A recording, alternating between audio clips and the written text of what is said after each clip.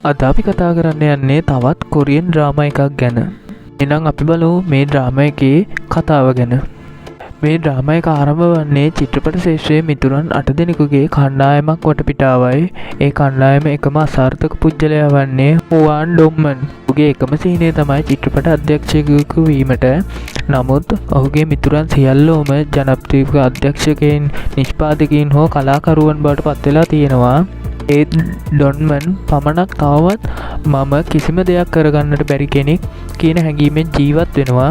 ඩොන්මන්ගේ පිටතින් බලන විට විහිළු කරන, අමුතු විදිහට හැසිරෙන, අනිත් අය සිනාසන වන කෙනෙක් වගේ පෙනුනත් ඔහු ඇතුළේදී දැඩි ඊර්ෂ්‍යාවකින් හා අසාර්ථකත්වයේ වේදනාවකින් පීඩා විඳින්මින් ඉන්න පුජ්‍යලයෙක් වෙනවා. ඔවුන්ගේ මිතුරන් සාර්ථක වෙලා ඉද්දී තවමත් තමන්ගේ අගේ නැති කෙනෙක් විදිහට ඔහුට දැනෙන්න පටන් ගන්නවා. එනිසා ඔහු තනිවම බිඳ වැටෙමින් ජීවිතයේ අර්ථය තේරුම් ගන්න උත්සාහ කරනවා. එහෙම ඉන්නකොට මොහුට මුණ ගැහෙනවා බියෝන් කියලා චිත්‍රපට නිෂ්පාදකවරියක්.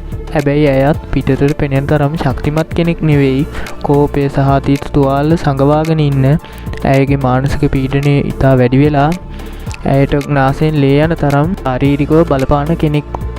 මේ දෙදෙනා මුලදී එකිනෙකා අතර ගැටෙනවා.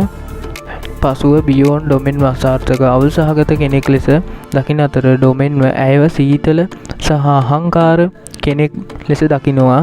කොහොම නමුත් කතාව ඉදිරියට යද්දී එකිනෙකාගේ වේදනාව තේරුම් ගන්න පටන් ගන්නවා. ඩොමෙන්ගේ අමුතු නමුත් නොබිදෙන හදවතට බියෝන් සැනසීමක් වෙනවා.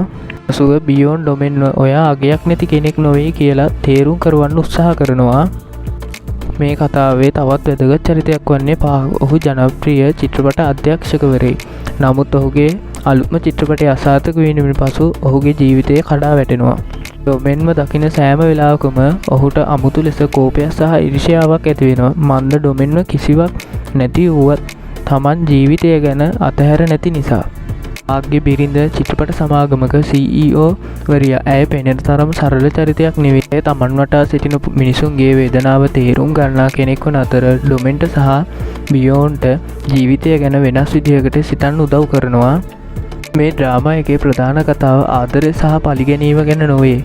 අනිත් හැමෝම ජයග්‍රහණය කරනවා. මම පමණක් අසාර්ථකයි කියන හැඟීම ගැන. කතාවේ අවසානයට යන විට ඩොමෙන් සහ බියෝන් අනිත් චරිත සියල්ලෝම තමන්ගේ වේදනාව, ඊර්ෂ්‍යාව සහ අහිමිවීම සමග මුහුණ දීමට ඉගෙන ගන්නවා.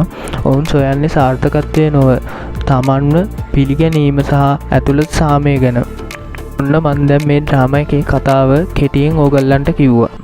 මේ ඩ්‍රාමා එක රිලීස් වෙන්නේ 2026 අවුරුද්දේ අප්‍රේල් 18 වෙනිදා නෙට්ෆ්ලික්ස් හරහා නැරඹීමේ හැකියාව තියෙනවා. ඩ්‍රාමා එක දකුණු කොරියානු මනෝවිද්‍යාත්මක ජීවිත කතාවක්. මේක කොටස් 12කින් සමන්විතයි. එක් කොටසක් මිනිත්තු 70ක් පමණ දික් වෙනවා.